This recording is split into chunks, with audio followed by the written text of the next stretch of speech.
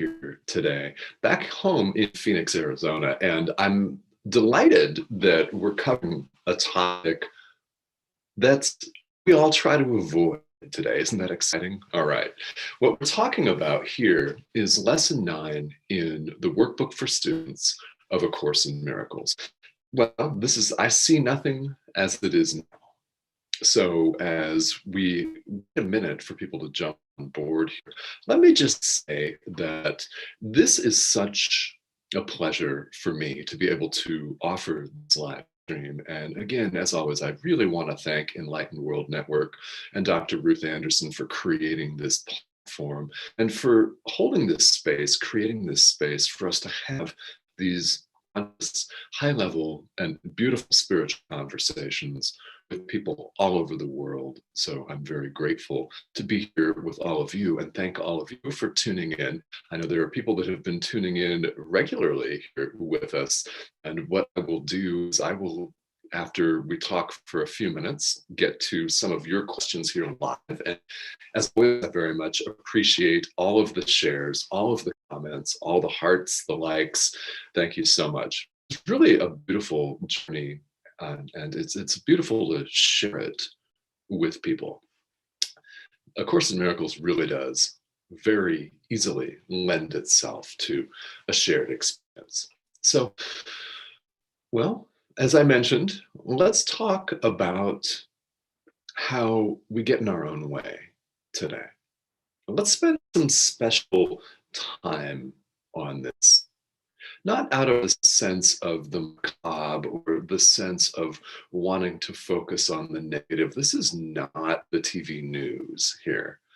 This is real spiritual practice and real spiritual life. And everybody that embarks on a spiritual practice of any kind runs into the tendency, the all too real human tendency for us to want to just focus on rainbows and unicorns, so to speak.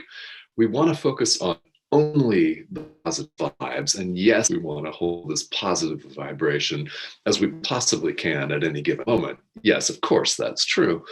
But the spiritual path is about bringing, as the Course says, all of our illusions to the truth. In other words, bringing the darkness to light, all the stuff that you've avoided for decades in this lifetime, and quite possibly for many previous lifetimes, you've got to bring it to the truth. Bring it to the light, let the light shine it away. And that's straight out of A Course in Miracles. That's a visual picture that I find very compelling, is bringing your illusions to truth, bringing darkness to the light. That's what all of the exercises are in fact about.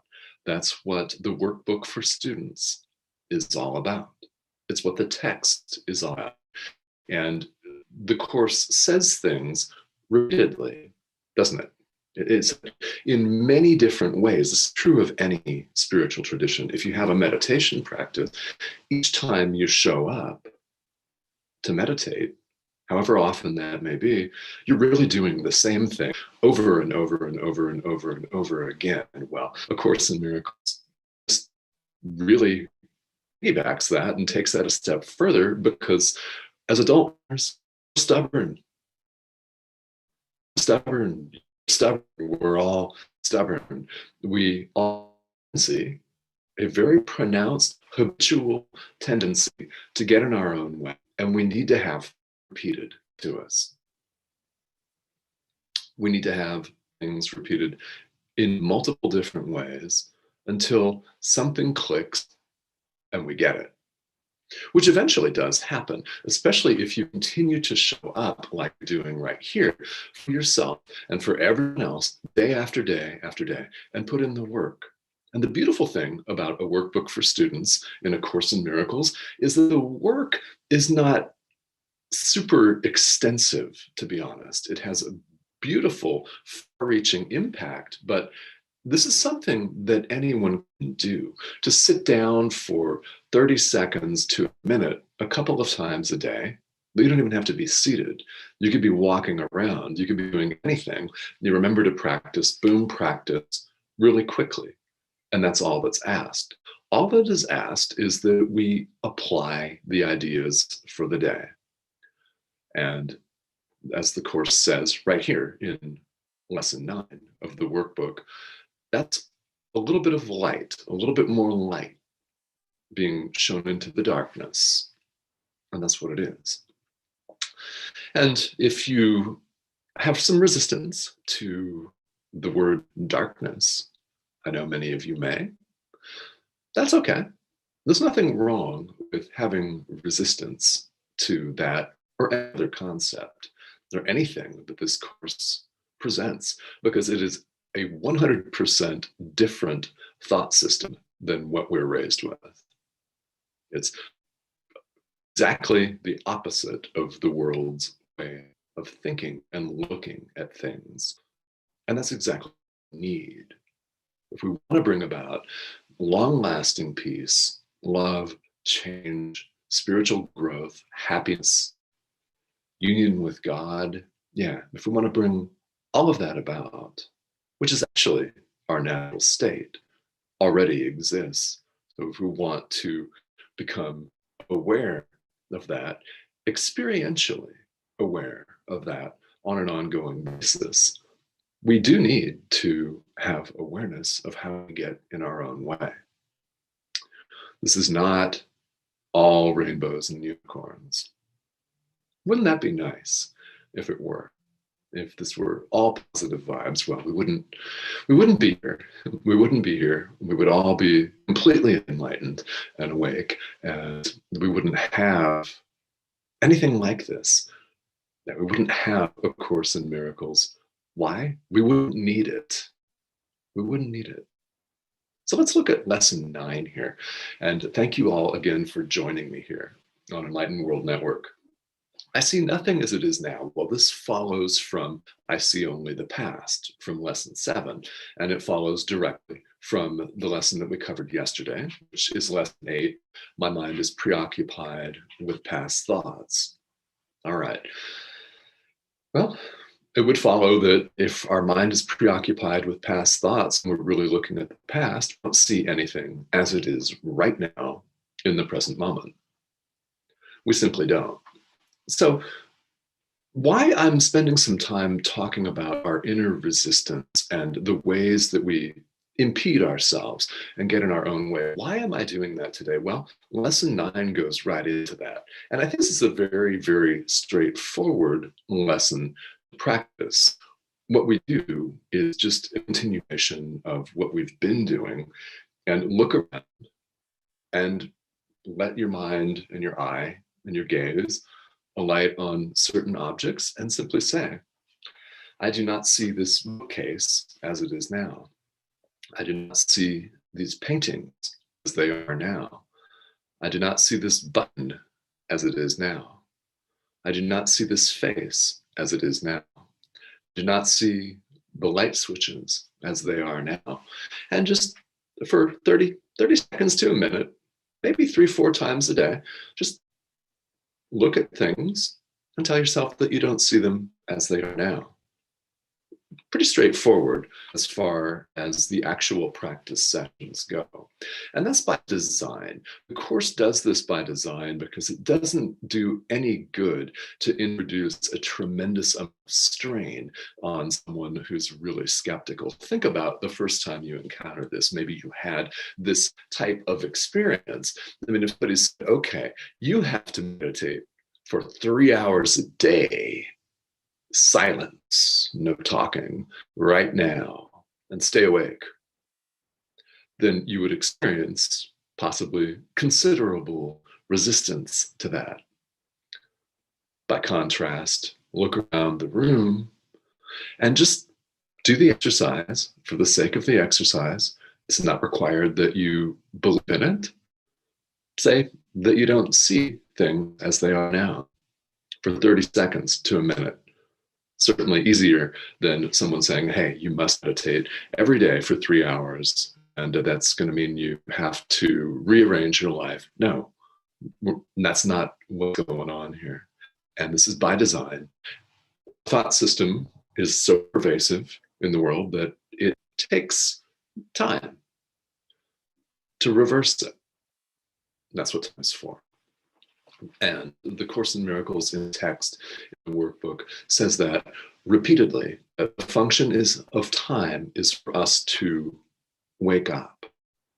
It's for us to awaken to the truth of who we really are and use that more constructively than we have up until this point. So those are the practice periods. How about the resistance? Okay, the resistance part may come up. It may come up. And why is that coming up? Well, it may be for you, and it frequently is for a lot of people, that we believe that we have to understand and grasp things intellectually, with the intellectual mind. Does it make sense to you that you see nothing as it is right now? I mean, honestly, assess that for yourself. Does that make sense? It may. If it does, perfect, wonderful. If it doesn't, that's also good. Yeah, that's fine. In fact, it's fine if these ideas don't exactly hit home for you intellectually.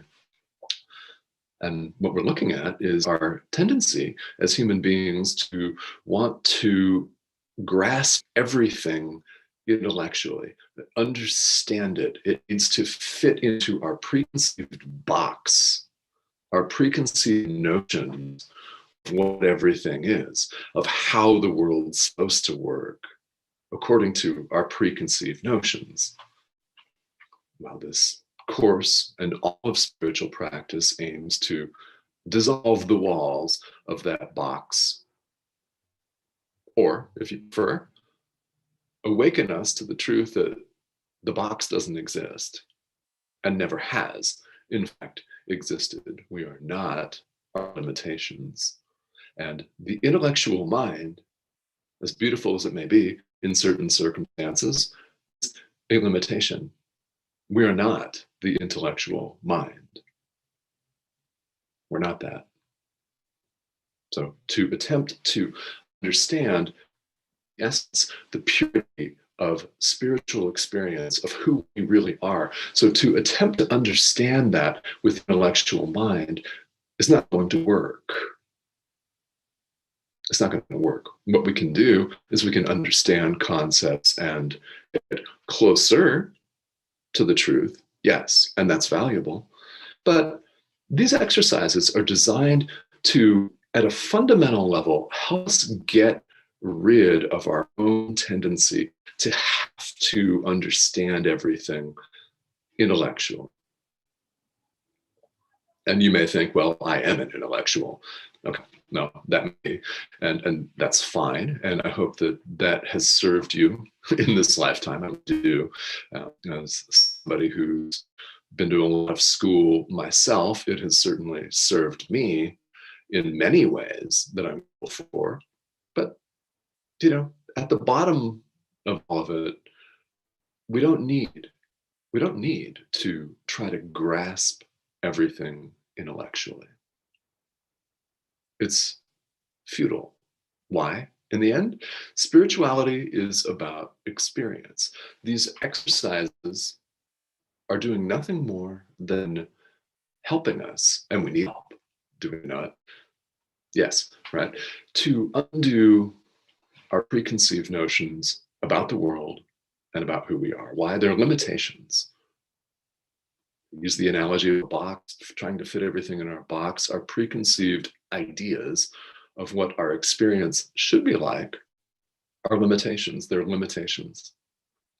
And if you would undo those limitations, then all the workbook students is asking of you to do is to show up, do the exercises as they are.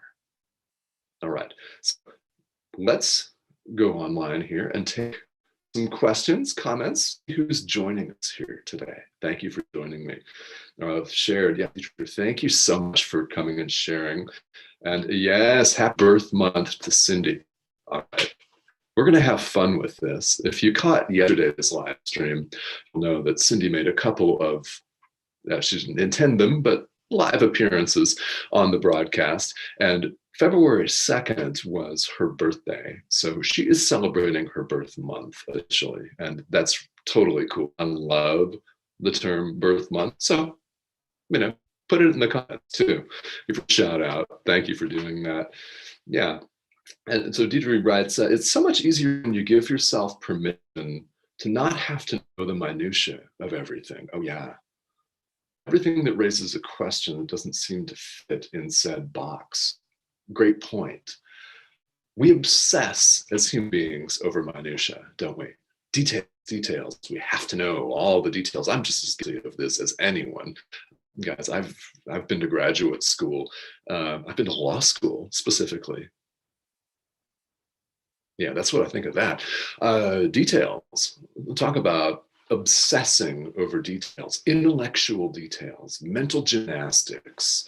And yes, that has served me very, very well in a number of ways that I'm deeply grateful for. However, it's the epitome of suffering on so many levels. School was like that for me. Maybe if you've been to graduate school or any other form of advanced schooling, advanced degrees, advanced seminars, workshop, whatever, there's a lot of emphasis on the intellect. And in fact, the people that received A Course in Miracles, Helen Schuckman and William Tedford, were PhDs from Columbia University. We'll talk about, and as they say, they were heavily invested in the values of the world. Well, I was too. That's where law school came from. That's where minutia come from. That's glorifies the categorizing and the breaking down of the intellectual mind, the ego, quite honestly, the need to break things down and categorize them all. And there's there's a sense of ease that comes from releasing ourselves from that need to understand and judge everything. And thank you all for tuning in and joining me here live today. This has been so much fun. Feel free to continue to add comments. I will check them here throughout the day. And have fun. Have fun with this. If I know we're talking about this not being all rainbows and unicorns, yet at the same time, I think it's great. Laughter is beautiful medicine. It truly is beautiful medicine. And if you are able to laugh at yourself the ways that you get in your own way here without taking it super seriously, then I think that you'll have a better experience going through these exercises. And again, if that's not the case, that's okay, because the workbook says just do the exercise. Nothing else is required. All right. Thank you so much for tuning in today. Tomorrow, I'll be back here at the same time, noon Eastern time. So I'll start at about 12:05 tomorrow, right here on Enlightened World Network. Thank you all for joining and sharing this. I really appreciate your time and your investment of your energy into spiritual practice and growth. And it's so much fun for me to be doing this with you. Everybody have a great